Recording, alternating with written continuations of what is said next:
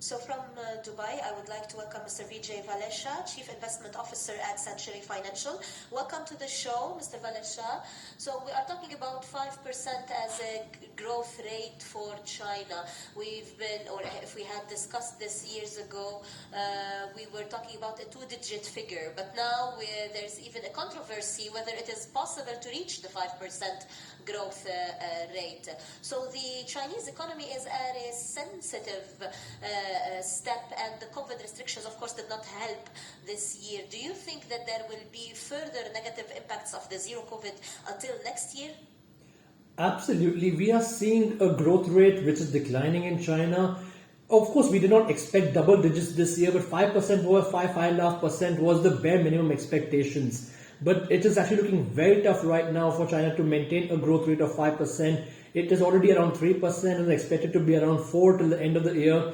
It's a really bad number, and more importantly, what is worrying is that the exports data, the import data, as well as the global demand is weakening. So we actually see a lot of troubles going on around the entire region, not just a few examples here and there. The current situation, Mr. Valecha, regarding fears on the real estate sector in China specifically, if there are no longer talks about this real estate market because everybody is focusing on the COVID-19 restrictions, but the problem is still there even if they are not talking about it. China is trying to pump billions of dollars into this sector, but it seems that it is alleviating the issue, but it is not a solution for the issue. Do you think that these problems might resurface suddenly and cause further problems to the Chinese economy?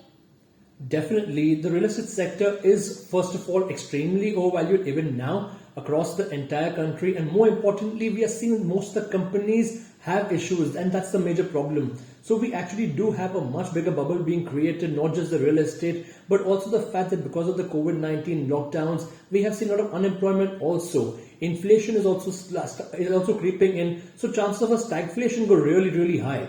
It could lead to a much bigger problem than just the real estate sector, and it could actually creep into all other sectors as well. But definitely real estate is one of the major worries that China is facing right now. There will definitely be a lot more fiscal and monetary policies coming by the public bank, but the idea is it is definitely still a very, very worrisome situation.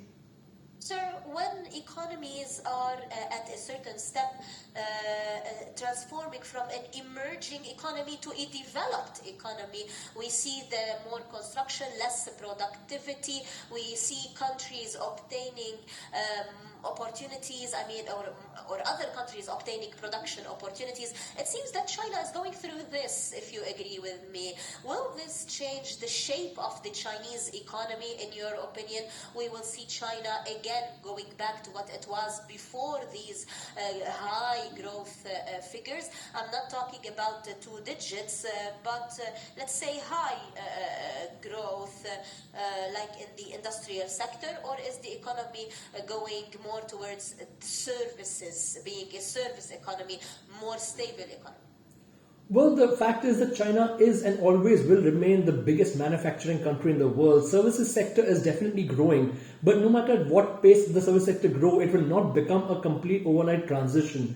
It is definitely a cycle that China is going through, where it is actually becoming more of a developed country, and in a growth rate of 7% now will be considered as a very high growth rate. At the same time, to maintain the 7% is going to be a difficult task, and that's what China is going to be looking for in 2024. 2023 looks like a very difficult year.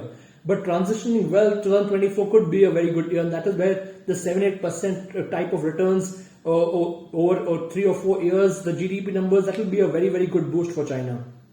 Let me go back to the zero COVID policy and what the current Chinese administration is doing in terms of easing COVID restrictions. What is surprising is that this came after a lot of after a big refusal of any change, but it came to quell the demands of the demonstrators, of the people, and it's quite bizarre, for the Chinese administration to respond to the requests or the demands of people normally. Does this mean that these measures will be eased or just temporarily, or is it really a change in the mindset of the Chinese administration? Well, personally, I don't think it is just a change in the mindset. I think it's just temporary relief, and the temporary relief which was very much needed for the people. So I think it's just temporary. It's not going to be a complete mindset change that we are going to be listening to the people. It's mainly just that fact that it is the need of the hour. So of course it was underestimated. The entire situation around the world, not just in China, was actually underestimated all the way from 2020, from the times of COVID to the inflation levels. It has been pushed under the carpet to say, but of course the problems are not going away, and that is where the focus should be. The longer term issues are the more worrisome, and that's what people should be focusing on right now. Thank you very much, Mr. Vijay Valecha, Chief Investment Officer at Century Financial. Thank you for being with us, sir. Thank you so much.